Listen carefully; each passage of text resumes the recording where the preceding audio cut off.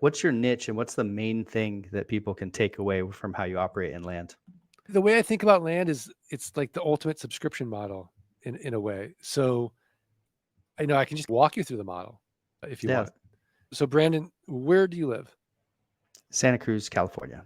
Santa Cruz, California. Okay, let's assume that you own 5 acres of raw land in Colorado and you owe $200 in back taxes.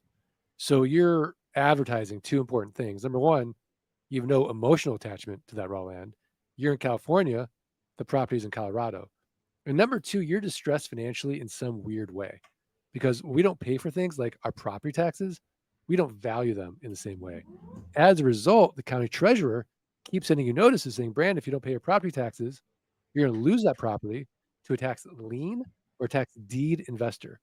So all I'm going to do is look at the comparable sales on your 5 acre parcel for the last 12 to 18 months. I'm going to take the lowest comparable sale. Let's say it's $10,000 and divide by 4. And that's going to get me what Warren Buffett would call a 300% margin of safety. So I'm going to send you an actual offer of $2,500. Now you accept it. Why? Because for you, $2,500 is better than nothing. In reality, 3 to 5% of people are going to accept my quote unquote top dollar offer. But now that you've accepted it, I have to go through due diligence or in depth research. I have to confirm you still own the property. I have to confirm back taxes are only $200. I have to make sure there's been no breaks in the chain of title, no liens or encumbrances. And all of this can be outsourced by a team. I use a team in Jamaica. They're connected to an American title company. It costs about $11 to do, but you can certainly outsource your due diligence very inexpensively. And that's for deals $5,000 or less. $5,000 or more, don't take title risk. Go through a traditional title company, or you want to save a little money, maybe an abstractor.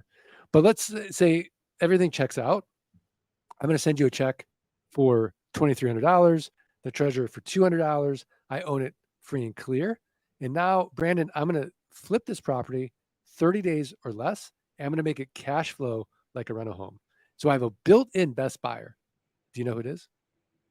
The neighbors. The neighbors. Ah, So I'm going to send out neighbor letters saying, hey, here's your opportunity to protect your privacy, protect your views, know your neighbor.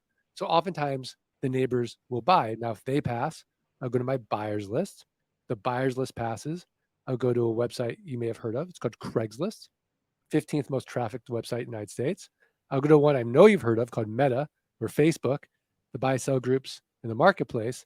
And then I'm going to go to the lands, land.com, landandhub.com, landandfarm.com, landflip.com, landmotor.com, landsofamerica.com. These are platforms where people buy and sell raw land. But the way that I'm going to do it is I'm going to make it irresistible. So all I'm going to ask for is a $2,500 down payment for someone to control that 5 acre parcel. And then I'll make it a car payment. Let's say $297 a month at 9% interest for the next 84 months. So I get this one-time sale. I get my money out on the down. I could go 6 to 10 months out. And now I'm getting $297 a month and 9% interest in the next 84 months. Brandon, no renters, no rehabs, no renovations, no rodents. And because I'm not dealing with a tenant, I'm exempt from Dodd-Frank, RESPA, and the SAFE Act, all this onerous real estate legislation.